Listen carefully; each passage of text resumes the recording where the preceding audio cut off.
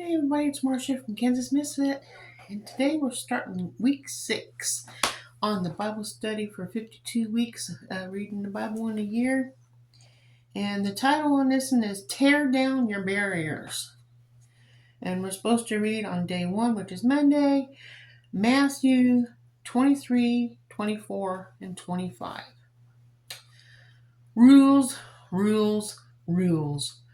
Hardly anybody likes them, but everybody has to follow them. I've got rules. You've got rules. All of God's children should have rules and principles they live by according to their faith. An organization has policies and procedures. A church has a constitution and bylaws. And everybody has boundaries that others must comply with or by subject to repercussions. In the book of Leviticus, after the children of Israel had been released from Pharaoh, God gave Moses a set of rules on how to make atonement when they sinned. He didn't banish them. He understood they had a natural tendency to sin, and he wanted to have a relationship with them. The rules of atonement covered the Israelites' sins. They should be redeemed and forgiven. There was instructions for rituals and sacrifices, some of the purpose of saying, I'm sorry. Some saying that, thank you. Leviticus 4 and 5 discusses the procedures of sin sufferings, while special instructions for those who sinned unintentionally. Leviticus 5 verse 18 says, through this process, the priest would purify you from your unintentional sin, making you right with the Lord, and you will be forgiven. How many times have you wanted to cut people off because they hurt us? How many times would you vow never to speak to someone again because they betrayed your trust? How many times have you declared that you would rather give up on a certain individual because they simply refused to listen in your loving, optionated,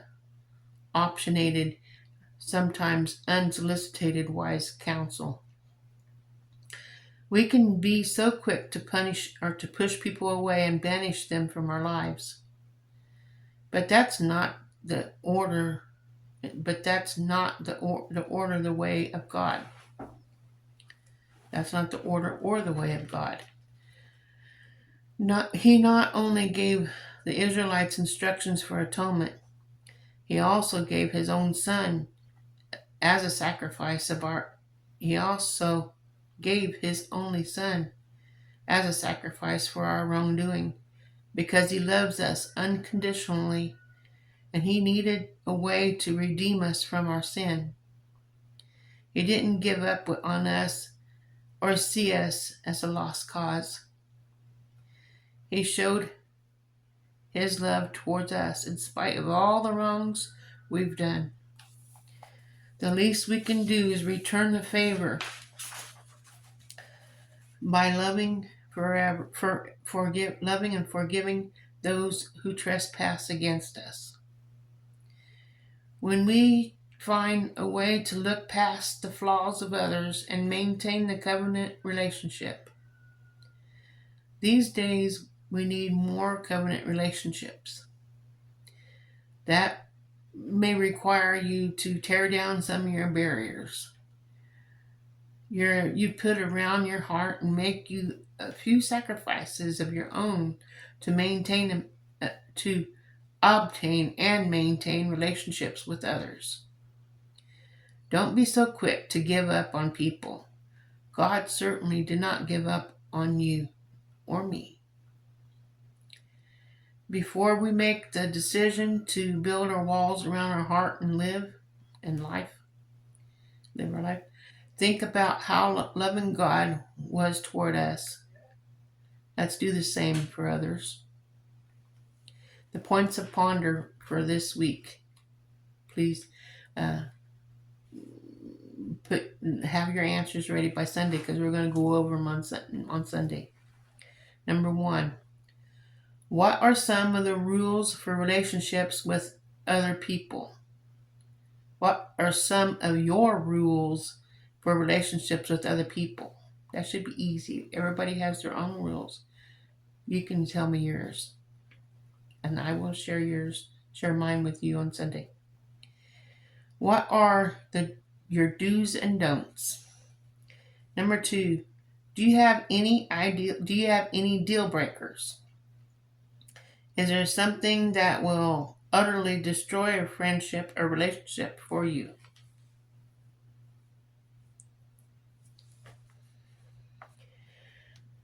What grace, number 3, what grace have you given to others that you wish others would give to you?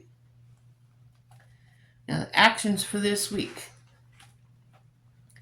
Make up your mind and show kindness to those who have not been so kind to you. You know, that sounds good, because it says it's better to get, you can get more honey out of a bee than out of vinegar, or more honey. A bee can get more honey out of a bee than, I don't know, vinegar. Anyway, I'm probably messed up saying that, but okay. Number 2, make a list. Make a list, yeah. Make a list of those who may need your forgiveness and try to forgive. Ask yourself if there's anything that may be hindering your relationship with God. Make a list of those things, then take some time and pray the prayer of repentance, asking God to forgive you. So that's what that is. So now let's get our Bibles, and we'll turn to Matthew chapter 22 and read 22 through 25. So if you get your Bible, you can follow along with me. Matthew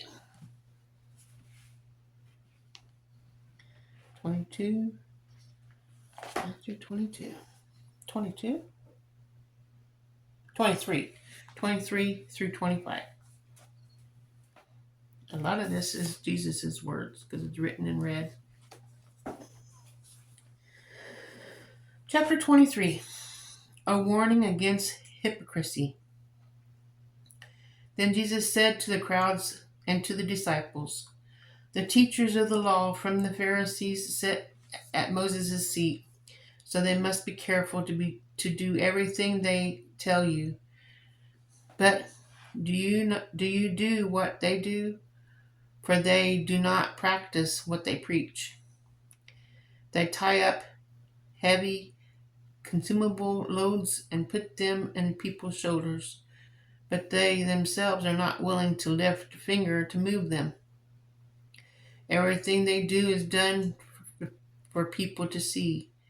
They make their phylacteries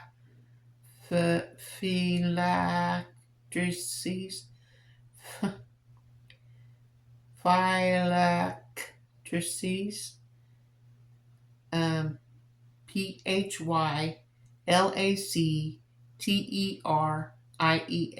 I can't pronounce it. Wide, and the tassels in the garments long. They love the place and honor the banquets and the most important seats in the synagogues. They love to be greeted with respect in the marketplaces and to be called rabbi by others. But you are not to be called rabbi, for you have one teacher, and you are all brothers,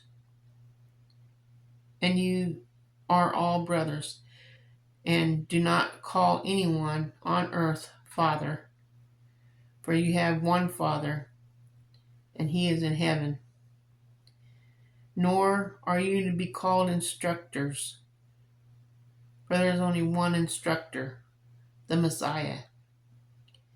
The greatest among you will be your servant. For those who exalt themselves will be humbled, and those who humble themselves will be exalted.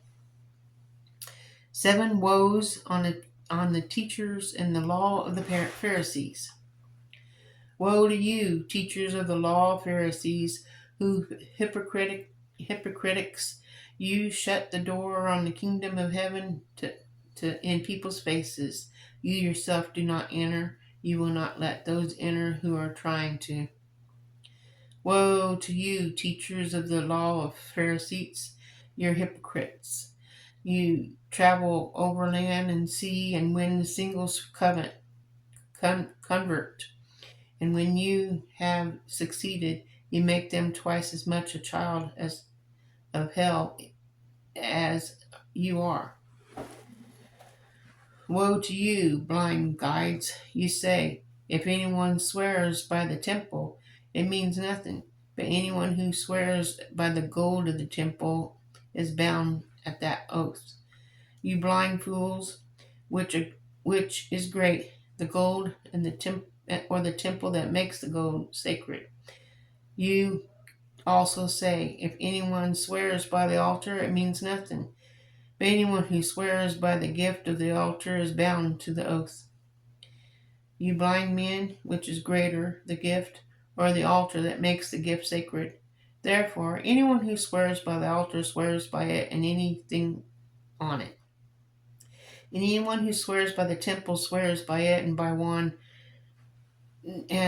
anyone who swears by the temple swears with it by one who dwells on it. And anyone who swears by heaven swears by God's throne and by the one who sits on it. Woe to you, teachers of the law of the Pharisees, you're hypocrites. You give the tenths of the spices, mint, dill, and cumin, but you have neglected the most important matters of the law: justice, mercy, and faithfulness. You should have practiced the latter without neglecting the former. You blind guides! You strained out the gnat, but swallowed the camel. Woe to you, teachers of the law of the Pharisees, you hypocrites! You clean the outside of the cup and dish, but inside they are full of greed and self-indulgence. Blind Pharisee, first clean the inside of the cup and dish, and then the outside also will be cleaned. Woe to you, teachers of the law of the Pharisees, you hypocrites! You are like whitewashed tombs, which have beautiful on the outside, but on the inside is full of bones of the dead and everything unclean. In the same way, on the outside you appear to people as righteous, but on the inside you are full of hypocrisy and wickedness. Woe to you, teachers of the law of the Pharisees, you hypocrites! You build tombs of the prophets and decorate the graves of the righteous. And you say, if you had lived in the days of the ancestors, you would not have taken part in them in shedding the blood of the prophets. So you testify against yourselves that you are descendants of those who murdered the prophets. Go ahead then and complete what your ancestors started, you snakes, you brood and vipers. How will you escape being condemned to hell? Therefore I'm sending you prophets and sages and teachers. Some of them you will kill and crucify. Others you will flog in the synagogues, pursue them town to town, and so upon you will come all the righteous blood that has been shed on earth, from the blood of righteous Abel to the blood of Zechariah, son of the Berechiah, whom you murdered between the temple and the altar. Truly I tell you, all this will come this generation.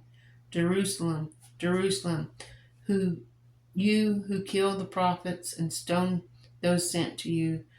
How often I have longed to gather your children together, as a hen gathers her chicks under her wings. You will, and you were not willing. Look at your house is left on and in desolate. For I tell you, you will not see me again until you say, "Blessed is he who comes in the name of the Lord." Chapter 24. The destruction of the temple and signs of the end times. Jesus left the temple and was walking away when his disciples came up to him to call his attention to the buildings. "Do you see all these things?" he asked. "Truly I tell you, no one stone here will be left on another. Everyone will be thrown down." And Jesus was sitting on the Mount of Olives. The disciples came to him privately. "Tell us," they said, "when will this happen? What will be the sign of you coming and of the end of our age?" Jesus answered, "Watch out that no one deserves you. For many will come in my name, claiming I am the Messiah. I will deceive many. You will hear the wars and rumors of wars, but see to it that you are not alarmed. Such things must happen, but the end is still to come. Nations will rise against nations, the kingdom against kingdoms, and there will be famines and earthquakes in various places, all those in the beginning of birth pains. All these are the beginning of birth pains. Then you will be handed over to the prosecute and put to death, and you will be hated by all nations because of me. At that time, many will turn away from the faith and will betray and hate each other. And many false prophets will appear and deceive many people because of the increase of the wickedness. The love of most will grow cold, but the ones who stand firm at the end will be saved. And the gospel of the kingdom will be preached in the whole world as a testimony to all nations, and then the end will come. So, when you see standing in the holy place an abomination is causing desolation, spoken of through the prophet Daniel, he let the reader understand. Then let those who are in Judah flee to the mountains. Let no one on the housetop go down to take anything out of their house. Let no one in the field go back to their cloak. How dreadful it will be in those days for pregnant women or nursing mothers. Pray for the flight that will take place in winter or not or on the Sabbath, for when they will be great distress, unequaled from the beginning of the world until now, and never to be equaled again. If those days had not been cut short, no one would survive. But for the sake of the elect, these days will be shortened. At the time anyone says to you, "Look, here is the Messiah," or "There he is," I don't believe it. For false messiahs and false prophets will appear and perform great signs and wonders to deceive, if possible, even the elect. See, I have told you ahead of time. So if anyone tells you, "There he is," out of the wilderness, do not go out. Or here he is in the inner rooms, do not believe it. For as lightning that comes from the east, invisible even in the west, so will be the coming of the Son of Man. Wherefore there is a carcass, the vultures will gather. Immediately after the distress of these days, the sun will be darkened, and the moon will not give its light. The stars will fall from the sky, and the heavens' bodies will be shaken. Then will appear the sign of the Son of Man in heaven, and then all the people on earth will mourn when they see the Son of Man coming in the clouds of heaven with power and great glory. And he will send his angels with a loud trumpet call, and they will gather his elect from the four winds, from one end of heaven to the other. Now learn this lesson from the fig tree. As soon as the twigs get tender and its leaves come out, you know that summer is near. Even so, when you see all these things, you know that it is near, right at the door. Truly I tell you, this generation will certainly not pass away until all these things have happened. Heaven and earth will pass away, but my words will never pass away. The day and hour unknown. But about the day or hour no one knows, not even the angels in heaven, nor the Son, but only the Father. As it is in the days of Noah, so it will be at the calling of the Son of Man. For in the days before the flood, people were eating and drinking, marrying and giving in marriage, up to the day Noah entered the ark. And they knew nothing about the world, about what would happen until the flood came and took them all away. That is how it will be at the end of the Son of Man. 2 men will be in a field. One will be taken and the other left. 2 women will be grinding the hand mill. One will be taken and the other left. Therefore keep watch, because you do not know on what day your Lord will come. But understand this, if the order of your house had known at that time and night the thief was coming, it would have been watched, and would not have left his house be broken into. So you also must be ready, because the Son of Man will come at an hour when you do not expect him. Who then is the faithful and wise servant, whom the master has put in charge of the servants in his household to give them their food at the proper time?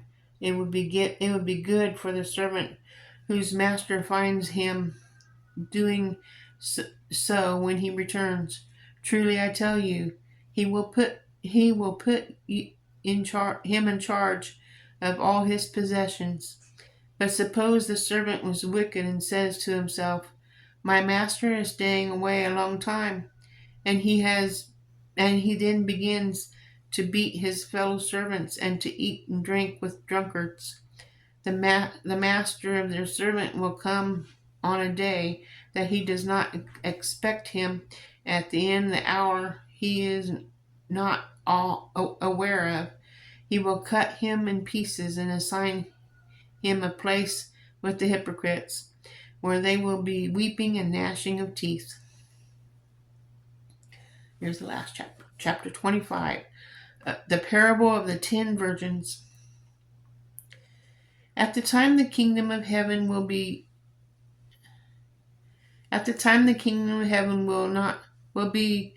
like 10 virgins who took their lamps and went out to meet the bridegroom.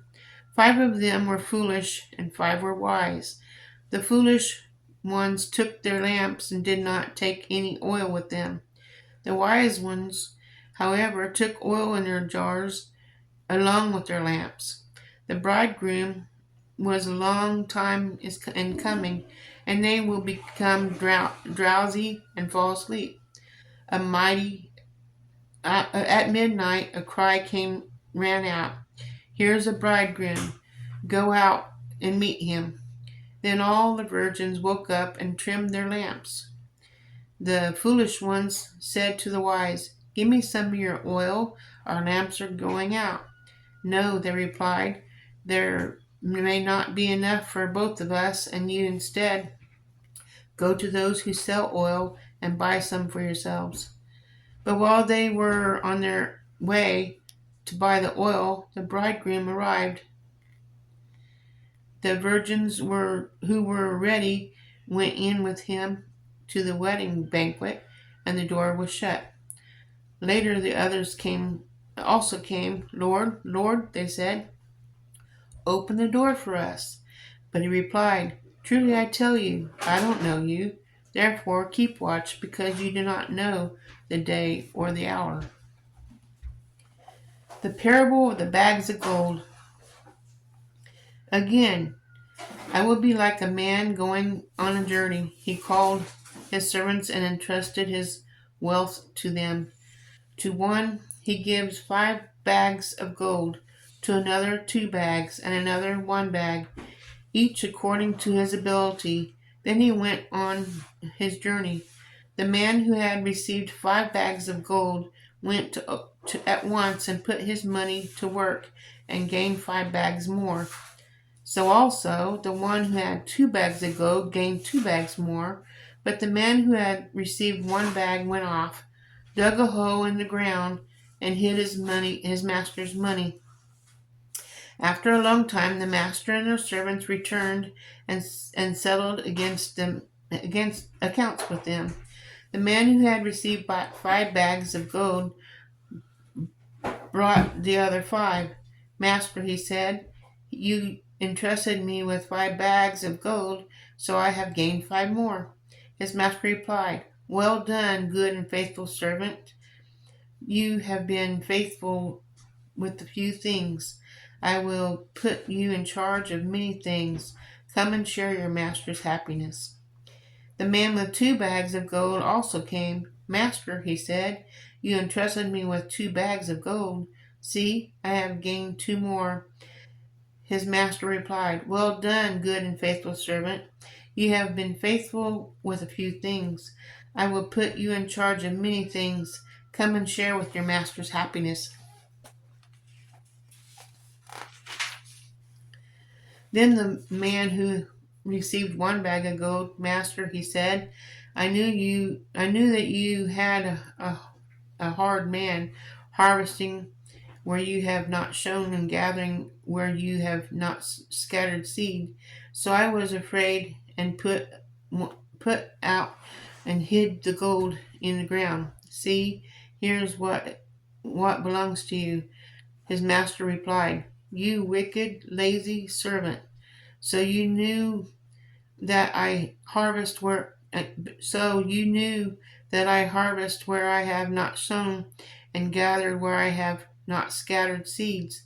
Then you should have put the money you deposited with the bankers, so that when I returned I would have received it back with interest. So take the bag of gold from him and give it to the one who has 10 bags. For whoever has all the given more, and they will have an abundance. Whoever does not have even what they have will be taken with them. And throw the worthless servant outside into the darkness, where there he will be weeping and gnashing of teeth." The sheep and the goats. When the Son of Man came in his glory, and all the angels were with him, he will sit in a glorious throne. All the nations will be gathering before him, and he will separate the people from one from another, as a shepherd separates the sheep from the goats. He will put the sheep on his right and his goats on his left. Then the king will say to those on his right, "Come, you who are blessed by the Father. Let your inheritance, the kingdom, prepare for you since the creation of the world. For I was hungry, and you gave me something to eat. I was thirsty, and you gave me something to drink. I was a stranger, and you invited me in. I needed clothes, and you clothed me. I was sick, and you looked after me. I was a prisoner and you came to visit me. Then the righteous will answer him, Lord, when did you say you're hungry and feed you, or thirsty and give you something to drink? When did you say you're a stranger and invite you in, or needing clothes and clothe you? When did you see the sick or in prison and go to visit you? The king will reply, Truly I tell you, whatever you did for one, or at least uh, one, okay, truly I tell you, whatever you did for one of the least of these brothers and sisters of mine, you did for me. Then he will say to those on his left, Depart from me, for you are cursed, into the eternal fire prepared for the devil and his angels. For I am hungry, and you give me nothing to eat. I was thirsty, and you gave me nothing to drink. I was a stranger, and you did not invite me in. I needed clothes, and you did not clothe me. I was sick and in prison, and you did not even look after me. Those will be answered, Lord, when did you see you're hungry, or thirsty, or a stranger needing clothes, or sick in prison, and did not help you?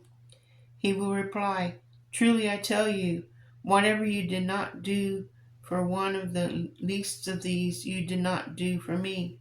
Therefore, they will go away in eternal punishment, but the righteous to eternal life.